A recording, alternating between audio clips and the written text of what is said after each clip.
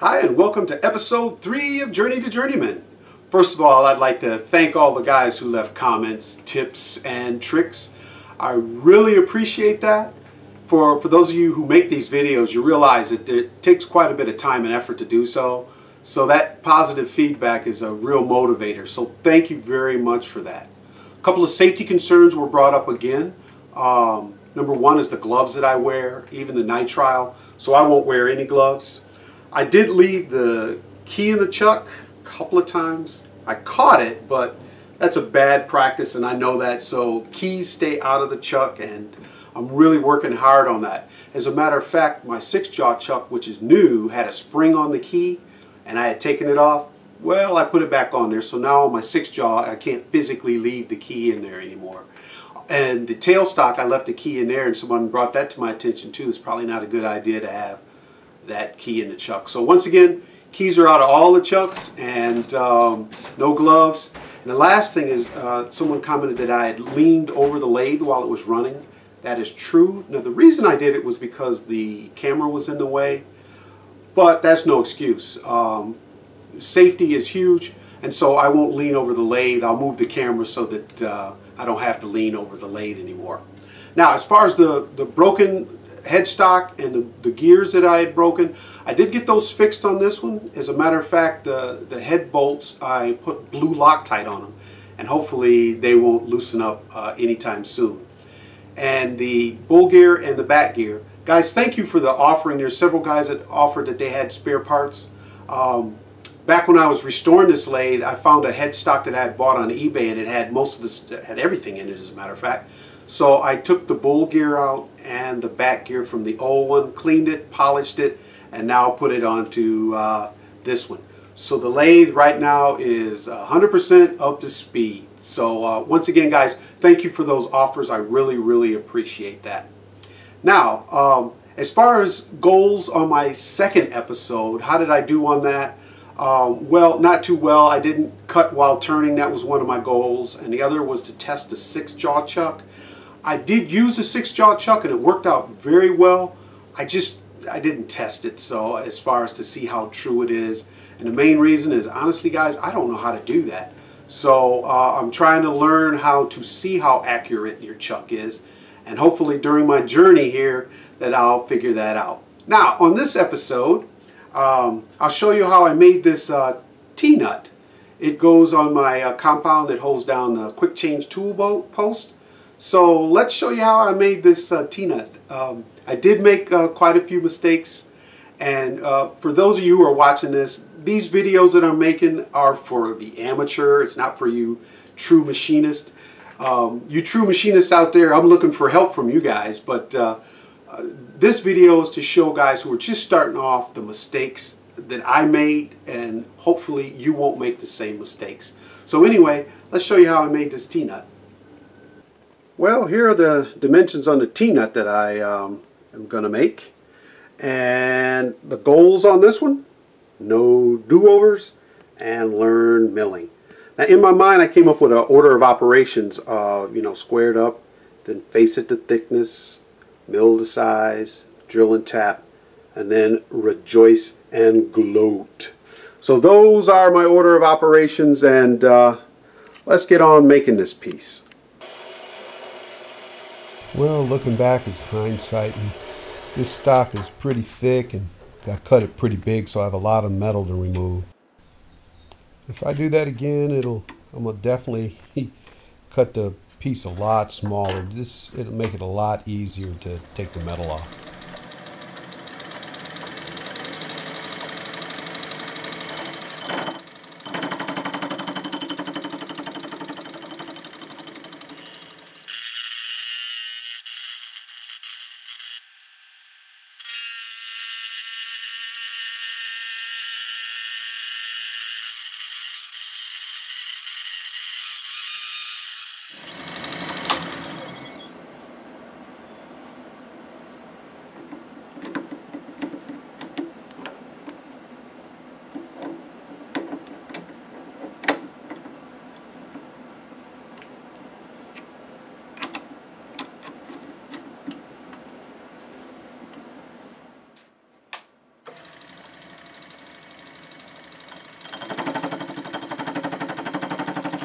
One of the things I'm not catching here is the gibs are slowly vibrating a little bit loose, and so things are starting to loosen up a little bit on the lathe. And right now it's still cutting pretty well, but it slowly gets worse.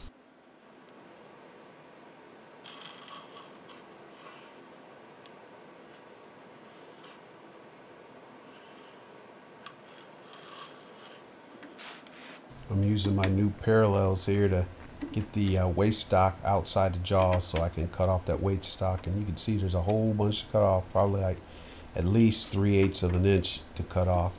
Wish there was a different way I could remove this material.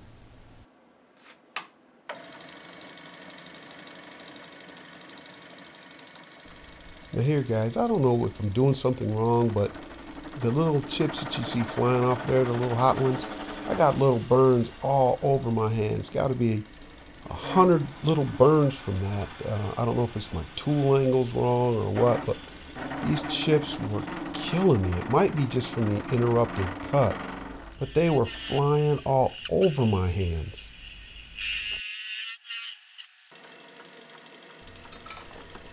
Well, being a certified genius, I decided I can mill this stuff off a lot quicker than I can doing that interrupted cut. One of the things I didn't realize is the gibs on the cross slide had started to loosen up. I do believe the gibs on the saddle are loose, and the vise, as you watch this vise go across there, one of the things I really have not figured out totally yet is when the vise right now is like in the middle of the travel for the stock there, it is almost at the end of the cross slide, to the point where it was going past and I'd have to pull it to re-engage it into the screw to pull it across there. So I'm not exactly sure yet how that vise to best use it, but I really like that milling attachment, and that's going to be one of my things, is trying to figure out how to use it effectively.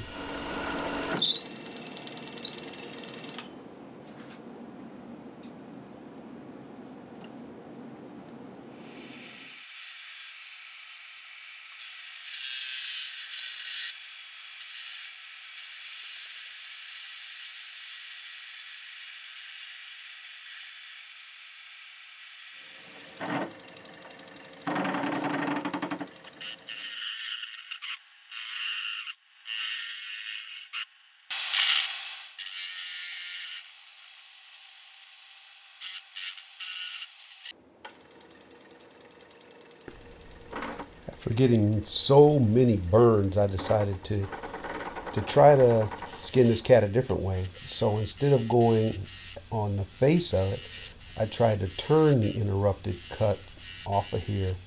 But once again, that interrupted cut, it must be that's throwing chips on, little bitty red hot chips that just have my hands all torn up. So I got it down to where it looks like less of an interrupted cut. And then I started facing it again to see if that could remove that material. Once again, whole bunch of waste stock that has to come off of there.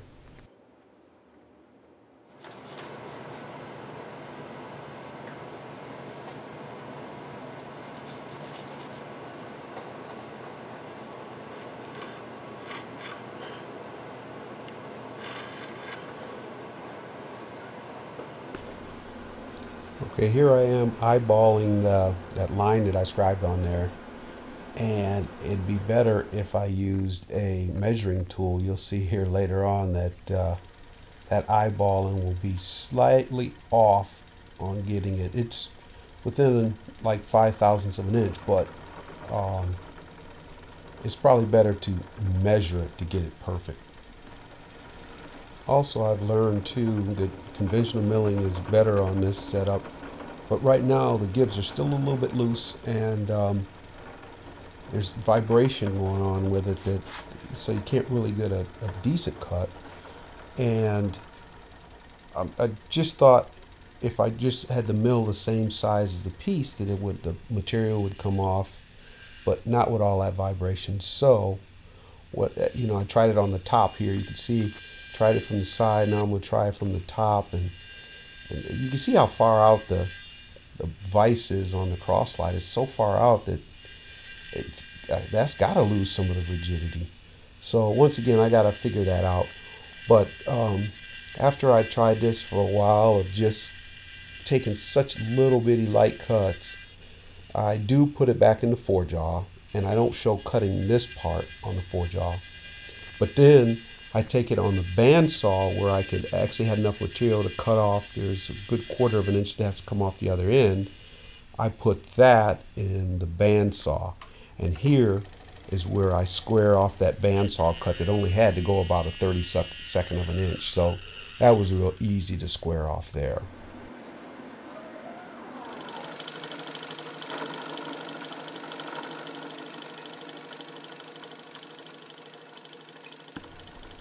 So here with the Gibbs tight, I'm finally doing some conventional milling with light cuts, and I'm getting it to cut. And as you guys notice, I got myself a oil cup. Basically, I got that from Joann Fabrics. There was Tinker John that suggested that. Now I look like one of the big boys with my cup and my acid brush, throwing the oil on there.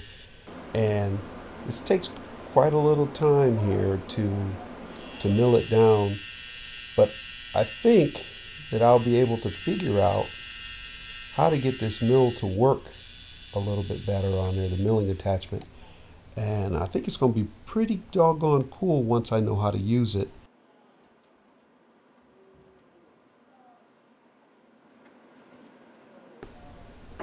I have to admit my learning curve is getting a little steeper. On this one here, as I would advance the slide up, it was touching the work. So you can see I set this one a little further away from me, so that when I bring it into the milling cutter, I could advance it up without hitting the milling, the end mill, until I started to cut.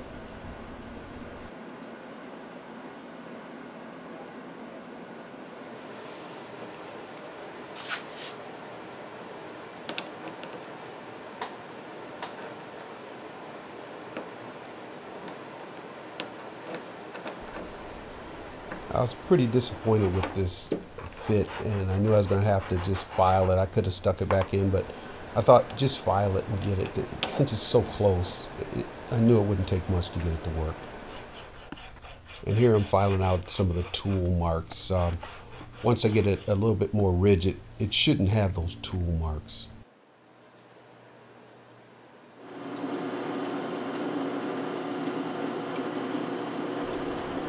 Well guys, shortly here I make a mistake with that drill bit. It's a little too small. It's a 11/64, it should be 13/64. I got that online with the Bible. I just couldn't figure it out. And here with the tap, trying to get it down in there, I've seen a couple ways guys started like here by hand, and they get it started and then they take the tap out, and it's real simple. They keep going. Well, I can't get the tap in it. The next way I saw guys do it is they take it like this, power it in, turn it off, and let it power its way in there a little while. Now it's straight, and then you can tap it. Well, it's not working for me either. It looks so easy, but it just is not working, and I'm getting so frustrated with this. So number one, I got to learn how to use my Bible. It's so specific on classes of fits and stuff like that, which I don't know. And so I took about 45 minutes and tried this. And you can see it just ain't working. So I went and let this cool off in my mind for a good hour. Then I came back and figured out that I had drilled the wrong size. But here's just all my frustration trying to get that tap to work. I just couldn't get that tap down in there. And believe me guys, I see guys do it on YouTube and it looks so easy, but this just wasn't working for me.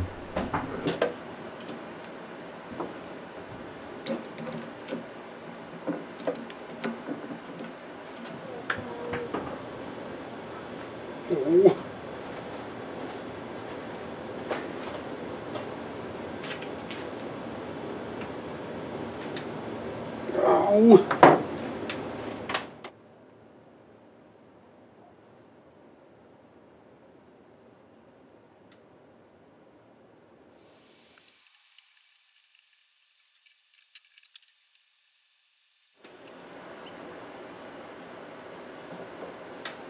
Oh.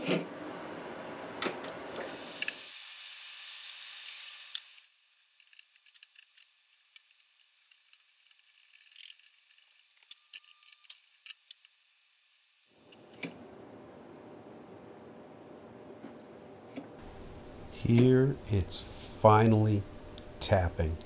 This is the first time it's actually cutting some thread, so I'm pretty stoked about this. One of the machinists suggested I use some of that high sulfur cutting oil, so I decided I was going to try it. And I do like how it works. However, that stuff gets on your hand, you are gonna stink. So I'm gonna, next time I use this stuff, I'll have to wear gloves while doing the tapping like this, just so I don't smell like, you know, that nasty smelling oil for the rest of the day.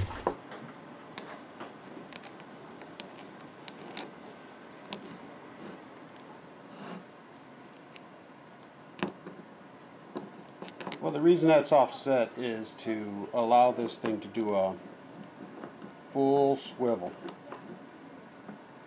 It's on that other one, this part hits right there, so you can see that there's room now.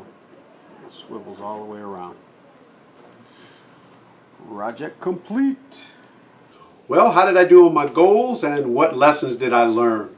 Well, as far as my goals, my first goal was no do-overs, and I accomplished that, and I'm pretty proud of it. And the second goal was to learn milling. Well, that's kind of partial in the sense that I'm learning milling. So hopefully down the road I'll learn that milling attachment and how to use it a little bit more effectively.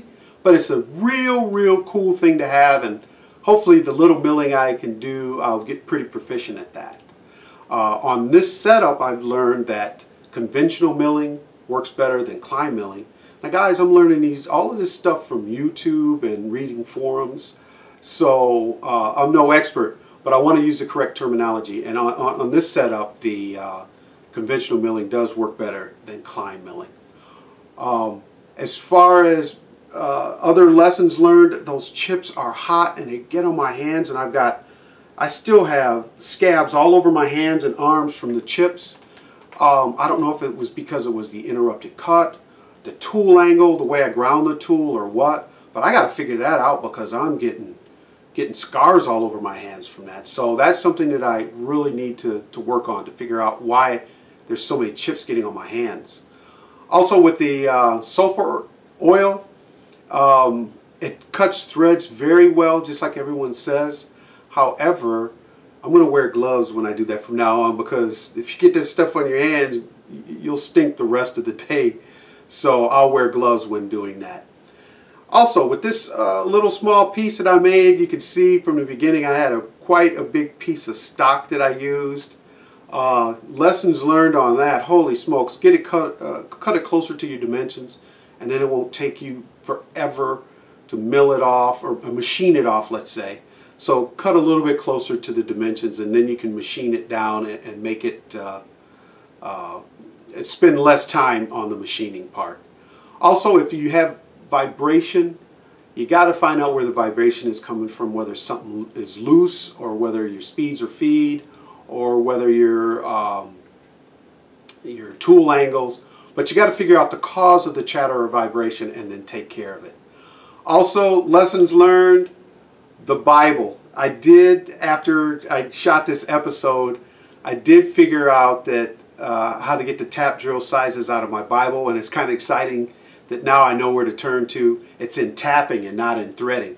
So anyway, I can't wait to use my Bible on my next tap drill size. So I had a great time making this. I hope you enjoyed watching, and hopefully I'll see you on the next episode of Journey to Journeyman. Thank you again.